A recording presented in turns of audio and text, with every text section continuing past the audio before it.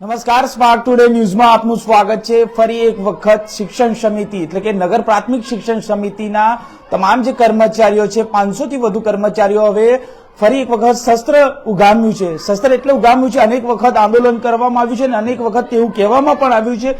સામાન્ય સભાની અંદર ઠરાવ પણ પસાર થયો છે, તેમ છતાં પણ આ તમામ જે કર્મચારીઓ છે 500 થી વધુ કર્મચારીઓ તેઓને કાયમી ન થતા હવે ફરી એક વખત 16મી તારીખથી તેઓ ભૂખ હડતાલ પર ઉતરવાના છે। તો આપણે સીધા જ પ્રમુખ સાથે વાત કરીશું। ચોથા વર્ગના કર્મચારીઓના જે પ્રમુખ છે નિલેશભાઈ શું કહેશો, કેમ તમે ફરી એક વખત આ શસ્ત્ર ઉગામવું પડ્યું?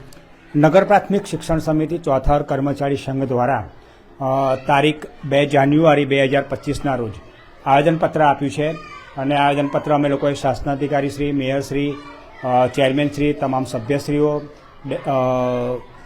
ચેરમેનશ્રી, ડેપ્યુટી ચેરમેન, શાસક પક્ષ, દંડક અને કમિશનરને આવેદનપત્ર આપ્યું છે।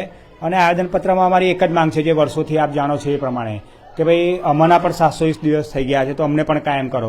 તમે ગઈકાલના ન્યૂઝ જોયા હશે તો સ્ટેન્ડિંગ કમિટીના ચેરમેનશ્રીએ જે મીડિયામાં કહ્યું છે કે બીજા 2300 કર્મચારીની ભરતી કરવા જઈ રહ્યા છે।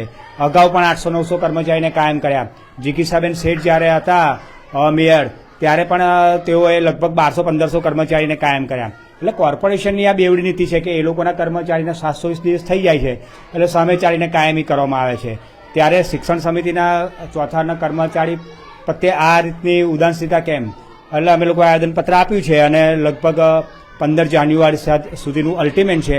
જો ત્યાં સુધી અમારી આ જે માંગણી છે કાયમની એ સંતોષવામાં નહીં આવે તો અમે ગાંધીજીના માંગે આંદોલન કરવા જઈ રહ્યા છે। અગાઉ અનેક વખત આંદોલન કર્યા, લગભગ 40-50 વર્ષથી આ આંદોલન ચાલી રહ્યું છે।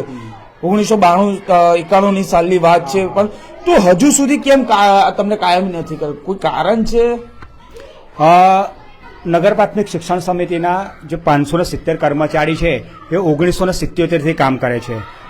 392 એક વર્ષનો પ્રોબેશન પીરિયડ આપવામાં આવેલો, ત્યારબાદ એ લોકોએ કાયમ નહીં કરતા હાઈકોર્ટમાં ગયા। અમે લેબર કોર્ટમાં કેસ જીતીને આવે તો પણ ના આપ્યું અને ફરી એ લોકો પાછા હાઈકોર્ટમાં ગયા છે। એટલે આ બધી કોર્પોરેશન અને શિક્ષણ સમિતિએ કોર્ટને આગળ ધરી અને આ સમય લંબાવી દીધો છે। અને જ્યારે પણ કંઈક કોર્પોરેશનનું હોય તો એમનું થઈ જાય, પણ શિક્ષણ સમિતિનું જ્યારે આવે છે ને ત્યારે આ લોકો એકબીજાને ખો આપતા હોય છે। તો હવે શું સ્ટેન્ડ રહેશે? કારણ કે 1977ની તમે વાત કરી રહ્યા છો, જ્યારે 1991-92માં ઠરાવમાં પણ પાસ થયું સામાન્ય સભા, તેમ છતાં પણ કોઈ રીઝન કહેવામાં આવ્યું છે? હા, એટલે આ જ્યારે એક વર્ષનો પ્રોબેશન પીરિયડ આપવામાં આવ્યો ને ત્યારે શિક્ષણ સમિતિએ એની સામાન્ય સભામાં ઠરાવ કર્યો, એ ઠરાવ કોર્પોરેશનમાં મોકલ્યો અને કોર્પોરેશને પણ મંજૂરી આપી, તેમ છતાં કાયમ નહીં કરાયા। હવે જ્યારે અમે અવારનવાર માંગણી કરી ત્યારે માર્ચ 2024માં જે તે સમયે અમારા ચેરમેન મિનેશભાઈ પંડ્યા હતા અને હાલના સાંસદ અને પૂર્વ અધ્યક્ષ હેમાંગભાઈ જોશી સાહેબ હતા। એમના અધ્યક્ષતામાં મેયરશ્રી, સ્ટેન્ડિંગ કમિટીના ચેરમેન અને ડેપ્યુટી કમિશનર સાથે મિટિંગ કરવામાં આવી અને એક કમિટી બનાવીને આગળ આ જે કામ છે આગળ ધપાવવાની વાત કરી, પણ એ કમિટી કોઈ કારણોસર લંબાઈ ગઈ કે લોકસભાનું ઇલેક્શન આવ્યું, વરસાદ પડ્યો, પૂર આવ્યું, એટલે થોડું લંબાઈ ગયું। પછી મિનેશભાઈ પંડ્યા સાહેબનો જે સમયગાળો હતો ચેરમેનશ્રીનો એ જતો રહ્યો। પછી અમે લોકોએ ફરી એ લોકોને આવેદનપત્ર આપ્યું, ત્યારે 7/10/2024ના રોજ એક કમિટી બની અને એ કમિટી આ આગળનું કાર્યવાહી કરવાની હતી, પણ એના પણ આજે 3 મહિના થવા આવ્યા। આજ દિન સુધી એ કમિટીની કોઈ મિટિંગ બોલાવી નથી અને કોઈ આગળનું કાર્યવાહી કરી નથી, એટલે અમારે ના છૂટકે આવેદનપત્ર આપવું પડ્યું। હવે છેલ્લી વખત જો વાત કરીએ તો અગાઉ પણ તમે છેલ્લા લાસ્ટ ટાઈમ આંદોલન રોડ પર ઉતરી આવ્યા હતા, કોઈક મંત્રી આવવાના હતા એટલે તમને સમજાવવામાં આવે ને તમે સમજી પણ ગયા, આંદોલન સમેટી લીધું, હવે શું?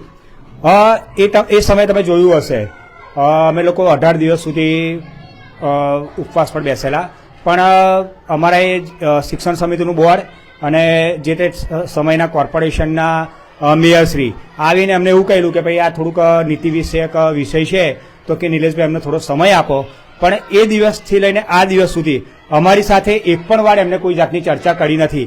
એટલે એ સમયે બધા મીડિયાવાળા અમને કહેતા હતા કે નિલેશભાઈ આ તમને લોલીપોપ આવે છે, જેપી નડ્ડા આવી રહ્યા છે, પણ અમે રાજકારણોની પેલી મીઠી બોલીમાં આવી ગયા અને અમને વિશ્વાસ હતો કે મેયરશ્રી તરીકે જો આવતા હોય તો એમનું માન જાળવવું જોઈએ, ચેરમેનશ્રી, વાઇસ ચેરમેનશ્રી તમામ સભ્ય કહેતા હોય તો એમનું માન જાળવવું જોઈએ।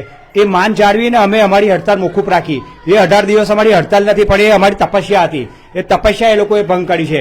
હવે જયારે અમે 15 તારીખે બેસીશું ને સાહેબ, તો 18 દિવસ નહીં, 18 મહિના ને 18 વર્ષ સુધી ઓર્ડર લીધા વગર ઉભા થવાના નથી. તો શું આટલા વર્ષોથી 47 વર્ષથી આ જંગ ચાલી રહ્યો છે, શું માનો છો હવે વિજય થશો?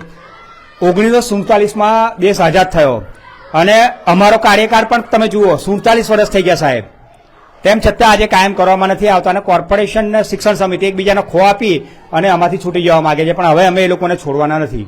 એટલે 16મી થી કન્ફર્મ હડતાળ? હા, કન્ફર્મ. તમે જુઓ, હું 2 તારીખનું આવેદન પત્ર આપ્યું છે, આજે લગભગ 8 તારીખ જેવું થઈ છે.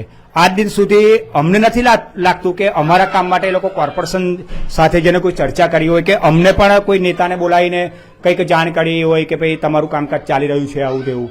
એટલે ના છૂટકે હવે 16 તારીખે અમારે એક શસ્ત્ર છે અને અમે ઉગમવાના છે. હવે આ જો તલવાર કાઢશો તો પછી મ્યાનમાર નહીં જાય ને પછી તલવાર? નહીં, હવે એ તલવાર નીકળી એટલે હવે મ્યાનમાર ના જાય. માણસ 1 વાર 2 વાર 3 વાર છેતરાય, ઘડી ના છેતરાય. હવે ફૂકી ફૂકીને જ પીવાનું છે.